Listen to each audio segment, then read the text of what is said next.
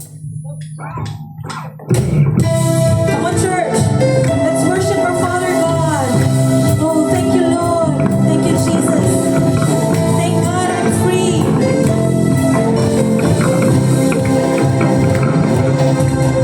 I'm shaking all the heaviness. I'm dancing out of my regret. I'm throwing caution to the wind. Oh, I am not ashamed to praise like this. Some will say it's foolishness, but I say it's worth the wait. Never what Jesus said. No, I am not ashamed to praise like this. Come on, church. Where I go, saints now I'm free, I'm free, I'm free, I'm free. My sin is gone, I'm getting free. I'm free, I'm free, I'm free, I'm free. Look at what the Lord has done. I'm never going back to the way I was. I've seen all that's good side. I'm free, I'm free, I'm free, I'm free. Oh, yes, Jesus. Thank you, Lord.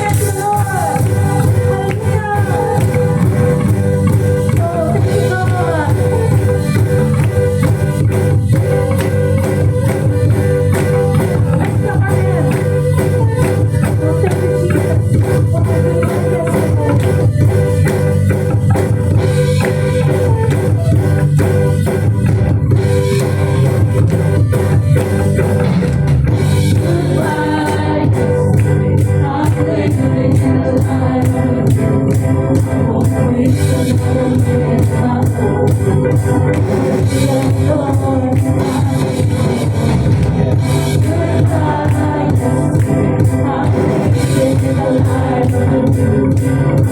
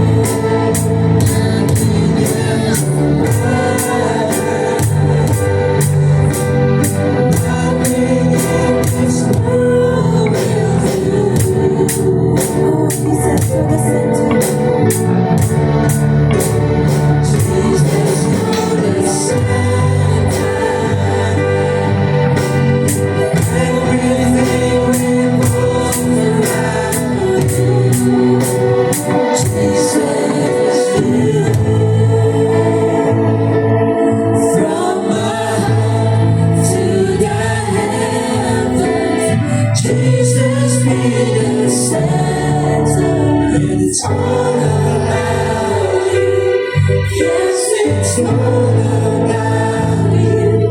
From my heart to the heavens, Jesus be the center.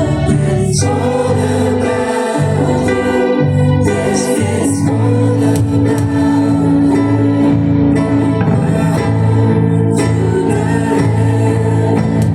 Jesus be the center. It's all about you.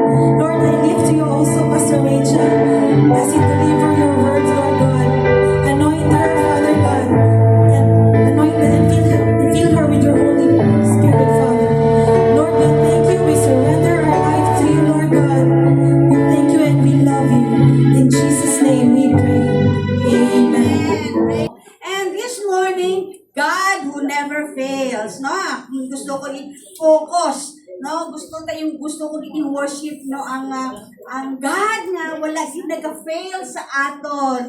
No, so wonderful nga we are serving a living God. That God never fails us. So let us pray. Oh, most precious Heavenly Father, we want to thank you for this wonderful time of worship.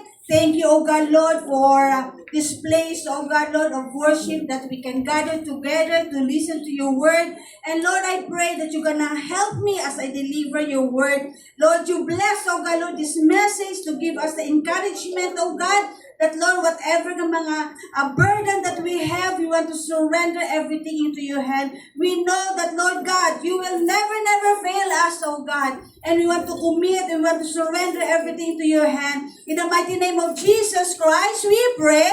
Amen. So our key text is in Deuteronomy chapter 7, verse 9 to 10. And it says here, Now therefore that the Lord your God is God. He is faithful God, keeping His covenant of love to 1,000 generations to those who love Him and keep His commandments. But those who hate Him will repay to their face by destruction. He will not be slow to repay to their face to those who hate Him. So this is the covenant of God in our life. No, God makes with His people to demonstrate His unfailing love for them in such a way that all His promises is them to fulfill. This is the desire of God in our life, that God wants us to enjoy the blessing of God, that God wants us to enjoy the promises of God in our life. So the identity of God is not in doubt. God wants us to be blessed. No? So our key text here state that He is a God of faithful love for 1,000 generations to those who follow Him. No, so there's a condition na makita natin. Those who follow Him. No, the promises of God is already there. No, the promises of God is already with us. But our part is to follow His word. No, that's why we need to understand. We need to embrace His word in our life. But God, who repays quickly to those who hate Him. No?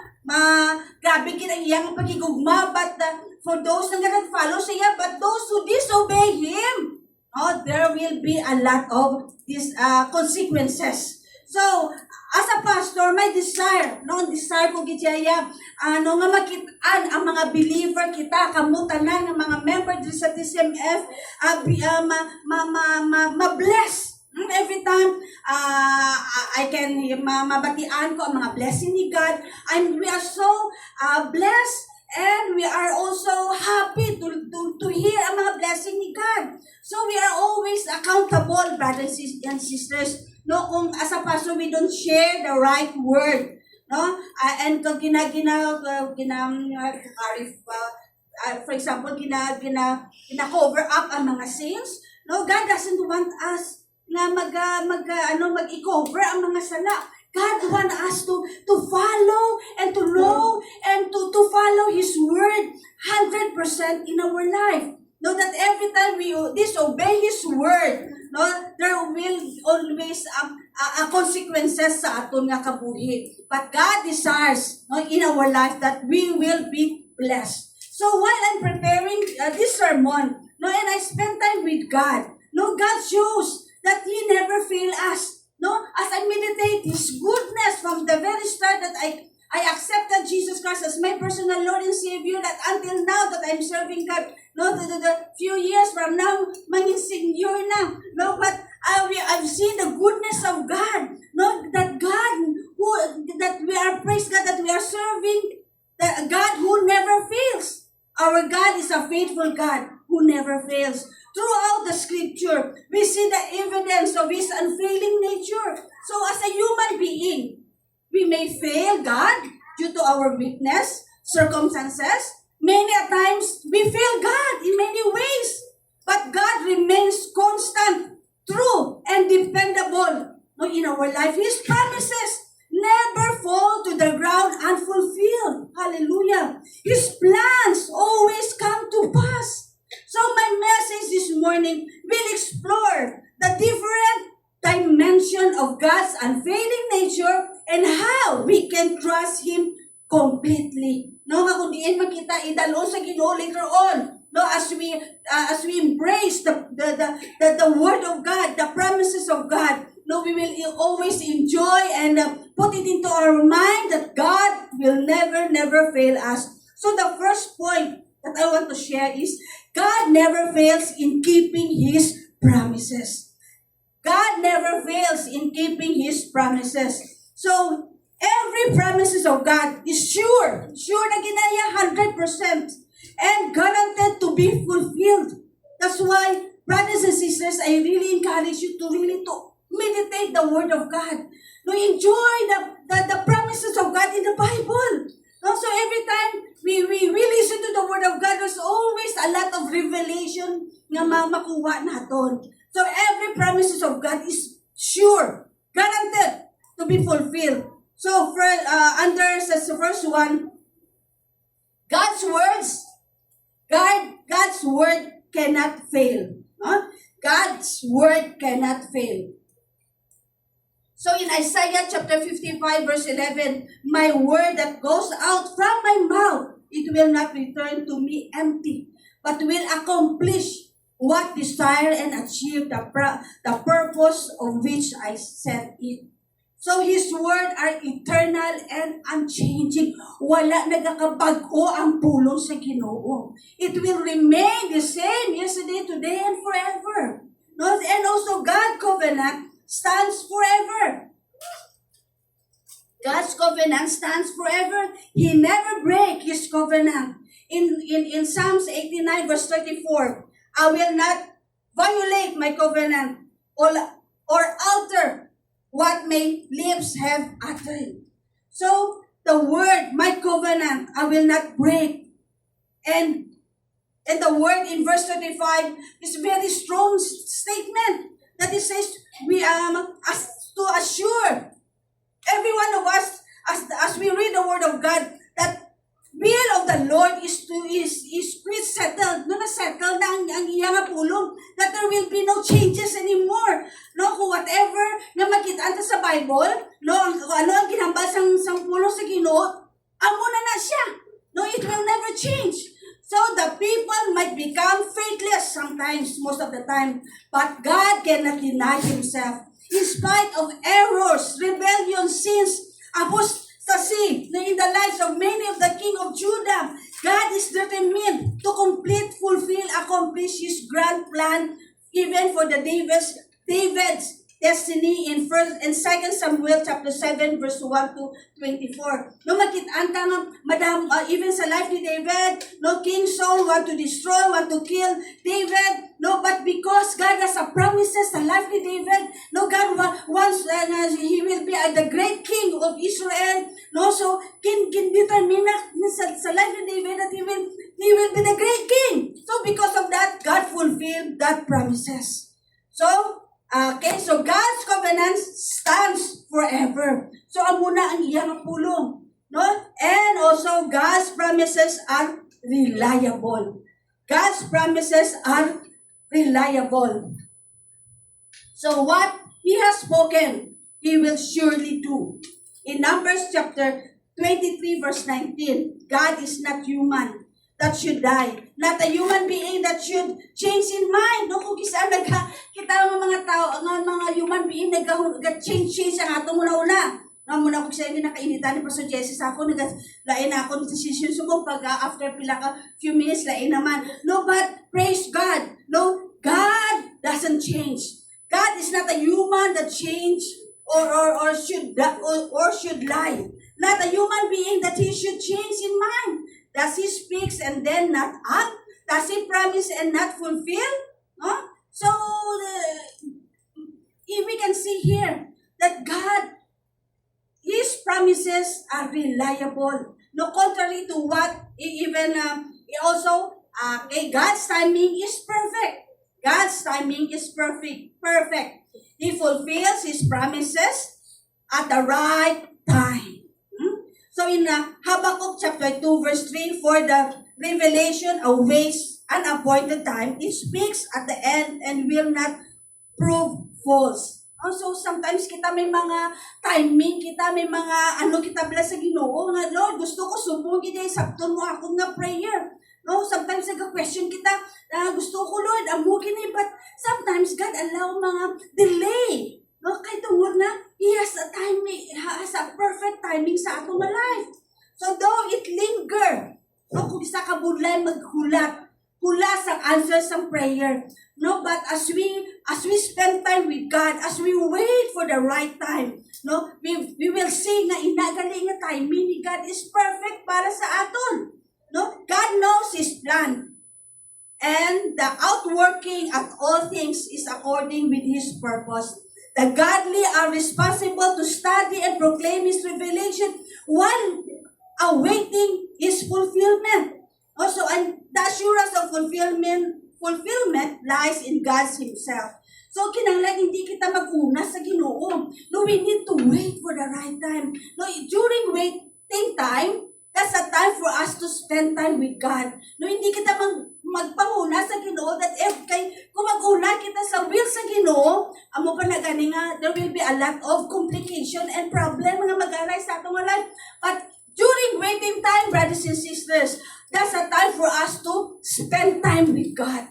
Just wait and rely unto the promises of God in your life. No, I've really experienced ini yung mga butang that every time nadudo na takaan ko, Lord, sa nung sabat ako pangamuyo man, Lord, I want it now. No, wala na, but now, sa no, ano ka bala? But most of the time, God has a perfect time para sa aton. During the waiting time, that's a time for us to pray and to spend time with the presence of God in our life. Amen? Amen. Praise God. Like sa ang makita tayong example even in the life of Abraham and Sarah. Okay. Abraham and Sarah, no? So in Genesis chapter 21 verse 1 to 3, God fulfilled His promise by giving them Isaac, providing this word never fails, no? Because of that waiting, no? Just imagine, 100 years old si Abraham and 99 years old si Sarah na nag-give birth sila. They waited for long years just to have this Isaac. And during sa Isaac, pag-idara na sa Isaac, kinamala siya ni God nga, offer your son sa akon. No? And because of the faith and the love of Abraham, no, he followed God. And nakita nga, God blessed the life of Abraham. Hallelujah. Also, God is so wonderful, God. So the second, God never fails in times of problems. No? God never fails in times of problem. So brothers and sisters, do you have some trouble? No? God never fails in times of trouble. So, are you trouble right now? Sino Audrey ang, matamambal pa yan, no? But we know that most of the time we are in trouble, no? May mga trouble na nag-abot sa atong life. No? So, even in the most difficult situation, God remained faithful. No? So, so verse 1, God is our, because He is our refuge. God is our refuge. He always present time of needs. That even in the time na kinanglanon, tagid siya, ragid siya dayon. No, because He is our refuge. No? And a refuge is a safe place. It gives us shelter or protection from danger, trouble, or bad weather. No? So, for example, during sa mga iba na mga tao, kung may mga storm or may mga bank, for example, no, nagapanago sila sa basement, no, parang may refuge sila. No, so, but for us, no, our refuge is in the presence of God. So, that's why nga ako nga boarding house ko, no, praise the Lord, ginaname ko nga refuge boarding house no sa La Paz. Praise God nga God has blessed me with a boarding house and pangalan ko ginang refuge boarding house because I want all my birders no to experience that even though malayo sila sa ilang family o kung sa ilang loved ones, they can feel the presence of God. They can feel the refuge of God in their life. So, amo na. And also, God deliver His people. No, God delivers people. He rescues those who call on Him. Every time we call upon His name, no, kung ara kita sa trouble sa atong life, every time we call upon His name, God will gonna answer our prayer. So the Bible says here in Psalms 34 verse 17, the righteous cry out and the Lord hears them. He delivers them from all their fear. Hallelujah. So even though how difficult our situation right now, brothers and sisters, God will deliver us as we humble ourselves to Him. Do you believe that God will deliver you? Amen. No, so let us believe that God will deliver us in whatever situation that we have. No? So then the next one, God gives strength in weakness. God gives strength in weakness. He sustains us when we are weary. Many of times, nagkakaluya kita. Okay na, like, I don't know kung I feel weary. But praise God, no? Praise God nga there's life. No? Nakita ko lang ang turon. Muna naghatag sang life. No? Praise, hallelujah. So, He sustains us when we weary. No, God knows. God knows gid sa atong needs, no? So, like kay Sister Michelle, no? Ang ambal niya ba balaan sa Ginoo, wala ko kapanyaga. Pamahaw la ko pamahaw. That's why nga gid padalan gid kita sa turon. Hallelujah, praise God. Libra pa ka nato ng Ginoo. Yes. Ngayon sa gamay nga mga butang, let us give thanks to the Lord. Why? Because God gives strength in weakness. The source of strength is the will, not of the physical, but in a spiritual. No, not only in our physical nga, grabe mo nga muscles dara, no, grabe ang imo nga strength da, but in our spiritual that sometimes we feel weak inside us. It means that if we rely on our strength, we will definitely lose. No? And also, God will not abandon His own. So, He never forsake those who trust in Him. Now, in Hebrews chapter 13, verse 5, God has said, never will I leave you. Never will I forsake you. So, this verse reminds us of a God's of unwavering commitment to His children. No, He promised to always be with us, never abandoning or forsaking us, even in the midst of challenges and difficulties. No, praise the Lord. No, this is the wonderful nga every time we meditate unto the goodness of God. No, that even though how difficult our situation right now, God will never abandon us. Even during the greatest example that we have in the Bible, na makita naton, no, sa three Hebrews boys, no, in Daniel chapter 3 verse 16 to 28. God did not fail them in the fiery furnace, but delivered them without harm. So same thing with us, brothers and sisters, that even during the difficult time in our life, God will never abandon us. The most important in our life is we just be in the presence of God. Just kneel down and ask God, Lord, have mercy on me. Help me to deliver in this kind of situation that I have. And definitely, God will truly help us. So the third one, God never fails us in providing for His people. Praise God. God never fails in providing for His people. Do you believe that God will provide all your needs? Amen. No? So God knows. God knows. Before kita nag-pray, God knows our needs. But God wants us to just pray and seek His face. God's provision is always sufficient. no matter the circumstances. So, under this, God supply all needs. God supply all needs. So, we are in Philippians chapter 4, verse 19. And my God will meet all your needs according to His riches for His glory in Christ Jesus. No, so makita natin diri nga very kay Jesus bar lang very sufficient na no ang aton nga kabuhi because He will supply all our needs. He provide according to His riches in glory. No? We will just be contented of what we have.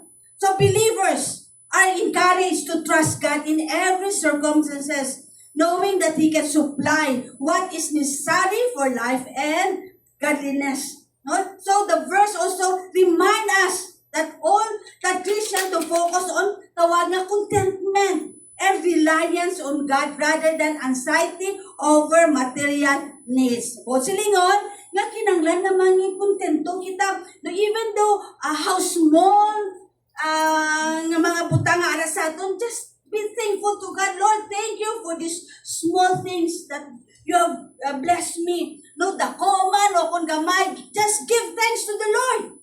And God knows how to supply all our needs. We just need to be contented. Amen? Be contented of what you have. No, even though gamay lang na, be contented, be happy of what you have.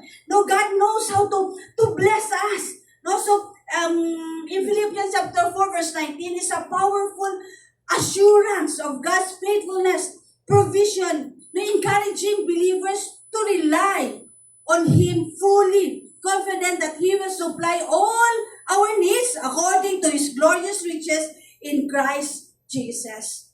And next one, makita natin dira, God sustain even in famine. Naka-experience na ka mo famine? So, during sa pandemic, during sa time na so sustain, even during famine, God will sustain us. He takes care of His own. No, in Psalms 37 verse 25, I was young and now I am old, yet I have never seen the righteous forsaken, their children begging bread. So this verse is reflection of the lifetime of faith, where King David expresses the confidence in God's unwavering care and provision that we as a believer, kita nga mga Christian, no, God will supply even during sa famine nga wala-wala, kita, God knows how to supply all our needs. Hallelujah! And also, God gives more than enough. God gives more than enough. No, He blesses beyond expectation. In Ephesians chapter 3 verse 20, now to Him who is able to do immeasurably more than all we ask or imagine, according to His power that is at work within us. So this verse highlight the limitless power of God and His ability to exceed human expectation. Know that God knows how to bless us. God knows how to supply our needs beyond our expectation. It reminds believers that God's resources and plans are far beyond what we can conceive or request in our prayer. No, God's power is at work within us. That every time we pray to God, God is doing something, miracle sa atong nakabuhi. No, that even though sometimes we feel that don't mag-give up kita bala, but as we spend time with God and surrender everything to God, no, God is doing a miracle sa atong life. So the verse emphasizes that God's mighty power is not distant, but actively working in the lives of believers. So, during sa time of waiting, during sa time of atong nga prayer, God is doing some miracles sa atong nga kabuhi. God is doing transformation no sa atong nga life, no guidance, provision beyond our human capabilities. And also, God is our shepherd. So in Him, we shall not lack. In Psalms 23 verse 1, no? The Lord is my shepherd, I lack nothing. So So this verse emphasized the idea of God as a provider, no, and a protector, assuring believer that they will have all they need. No? So in some translation, ano, it says, "The Lord is my shepherd; I shall not want," no, which convey the similar message of trust and sufficiency in God's care. So God is a wonderful God. So this verse is also often interpreted as a declaration of faith. Every time we say, "The Lord is my shepherd, I lack nothing." No, it is the declaration of faith sa atong nga life that God will supply all our needs according to His riches and glory. No? Even the greatest example that we can see here is in the life of Elijah and the widow. Is 1 Kings chapter 17, verse 8 to 16. No, we know the story. Sa sininga, even though ang widow, wala na siya, no, single mom siya, she has nothing, but God spoke to her to give whatever He has to Elijah, no, para ma-feed ang iyang nga son, para ma-provide ang tanan. So, she follow ang instruction ni God sa iya, and God sustained them through miraculous provision during famine. So, and then the fourth, God never fails in His love and mercy. God never fails in His love and mercy. So, His love and mercy are unchanging and everlasting. So, God's love is unfailing. Or sometimes, we feel that nobody loves us. Nobody cares for us. But praise God, we have the God that is unfailing love. No, nothing can separate us from His love. In Romans chapter 8, verse 38 to 39, "For I am convinced that neither death nor life, neither angel nor demons, neither the present nor the future, nor any power, neither height nor depth, nor anything else in all creation will be able to separate us from the love of God that is in Christ Jesus our Lord." It invites believers to trust fully in God's love, embrace His presence every situation, and find peace in certainty that they were never abandoned. That every time we share to the deathbed, no? I always share this verse. No, I always use this verse to encourage the person nga ara na sa iya nga deathbed. That God will never fail us. That the love of God will sustain us even during sa aton nga dali na kita pakwaon sa Ginoo. And also God's mercy are new every morning. No, He shows compassion daily. So in Lamentation chapter 3 verse 22 to 23, it says, "Because of the Lord's great love, we are not consumed, for His compassion never fails. They are new every morning. Great is your faithfulness." So that's why every time you wake up in the morning, Lord God, thank you for your love. Thank you for your steadfast love in my life. So, Prophet Jeremiah during the Babylonian exile, lamentation reflect profound suffering and despair following Jerusalem's destruction. So in the midst of grief, this verse serves as a turning point, reminding readers that God's love and compassion remains constant even when circumstances are awful. So that God's mercy are new every morning. So let us enjoy the love of God in our life. The verse assures that human suffering occur under sovereign permission. Now it means that God allows circumstances that we don't like. Now we should always remember that God is a sovereign God. It means that God is in control in our life. No, God knows the best para sa aton. We need just to surrender everything to Him. No, give everything to His presence. And then next one is for God forgives and restores. No, God forgives and restores. His mercy endures forever. No, in Psalms 103 verse 8 to 12.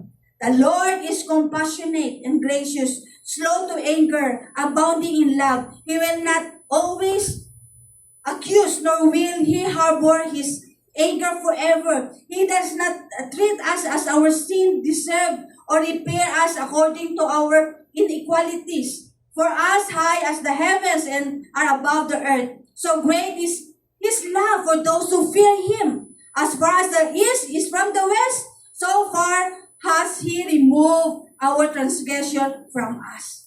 So believer can meditate this verse to experience the assurance of forgiveness in our life, that whatever sin that we have committed in the past and even right now, no, kung ano man nakadako ang sala nga ginhimo naton, let us embrace this verse, no, that God forgives. Not only forgive, but also restore. No?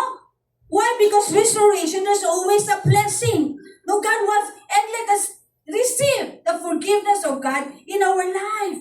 No, so it also serves as the reminder that God's mercy is not earned, but freely given to those who honor Him. That every time we acknowledge Him, that's why sa atong nga praise and worship, we should always honor Him, no, bless His name. Every time, kung ano man na, even though kung ano man nakabugat ang atong nga problema, but as we humble ourselves and come into His presence, every time mag-gather kita every Sunday, no, ang atong spirit mag-lift up, because we know that God will restore us.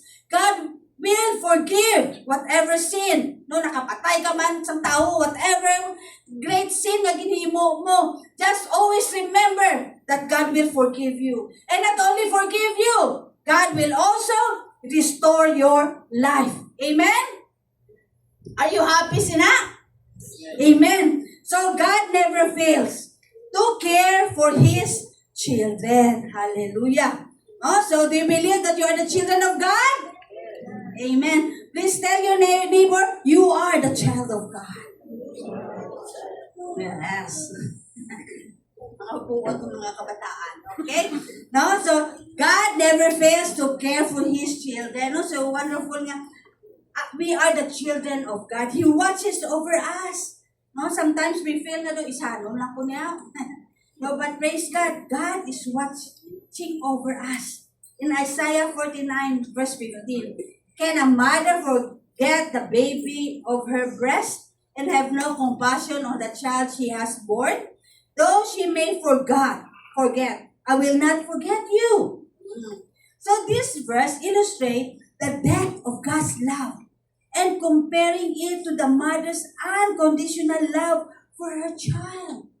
So it's so wonderful to embrace. So usually ang mother will really give the very best, no, to see a young child mangin maayo. No, tanan nga sa hindi nakakaon ng mother just to feed ang child.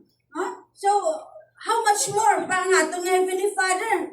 No, so ini makita natin sa prodigal son. No, prodigal son in Luke chapter 15 verse 11 to 24. Despite his failures, the Father's love and mercy never fails. No, so still can forgive ang son, no, para ma-restore lang ang love, no, ang relationship sa Father kadang son. So the last point, God never fails in bringing victory. Hallelujah. God never fails in bringing victory. No, so our life, no, whatever challenges that we have sa sining kalibutan, no, God wants us to have victory. God never fails in bringing victory. God ensures that His people triumph over battle. So sometimes unconsciously, wala kita kabalo that we are in battle. Battle of ourselves, battle in circumstances. But we should always remember, as long as we are in the presence of God, we have the victory over battle. So, first point, God gives, God never fails in bringing victory. God gives victory over enemies. So, do you have enemies in your life? Sino yung enemy ba si Tupan nyo da? Kita Kaya mga, I'm so happy with our church, no, nga wala sang faction. We are one body, no, enjoying the presence of God. So God gives victory over enemies. No, He fights for His people. No, God is the one fighting for us. Enemy is not just tawo sa tupad ta o kung tupad balay naton, no? Ang enemy that sometimes ang enemy is the circumstance that we have, no, the problem that we are facing right now, no, but the Bible says that He is the one fighting for us, no. So in Exodus chapter 14 verse 14, the Lord will fight for you. You need only to be still. Hallelujah. No, so paano kita mag-fight kung nag-still lang kita? Kahimuyo lang kita. Usually kung mag-fight kita, we are doing all our strength, no? Just to destroy our enemy. But this is the word of God. The Lord will fight for us. We just need only to be still. So, in this verse, as Moses, is a verse spoken by Moses to the Israelites that they face in pursuing Egyptian army at the Red Sea. No, do you still remember that ang Red Sea nagtunga? And then sa likod nila ang ilang kontra, no, mga Egyptian, no. So kinahanglan nila nga mag-cross sa sinang Red Sea, and they don't know how. But God knows how to help them. God is the one fighting for them. Same thing with us. No, it emphasized, brothers and sisters, that trust in God's power and provision, assuring the people that they do not need to rely on their own strength or fear on enemy, because God Himself will act on their behalf. No, it means that every time we pray to God, God is the one fighting for us. So this verse is encouraging us to be still or hold your peace. No, hindi ka magpanik na magsala ka o ano yung imuon ko ba? No, be still. No, hold your peace. Convey with both calmness and faith, encouraging the Israelites to remain confident and obedient while God deliver them. So be still in the midst of your circumstances.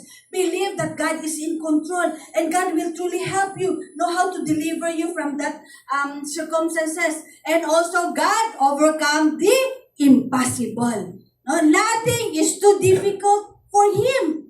In Jeremiah chapter 32 verse 24, it says here, I am the Lord, the God of all mankind.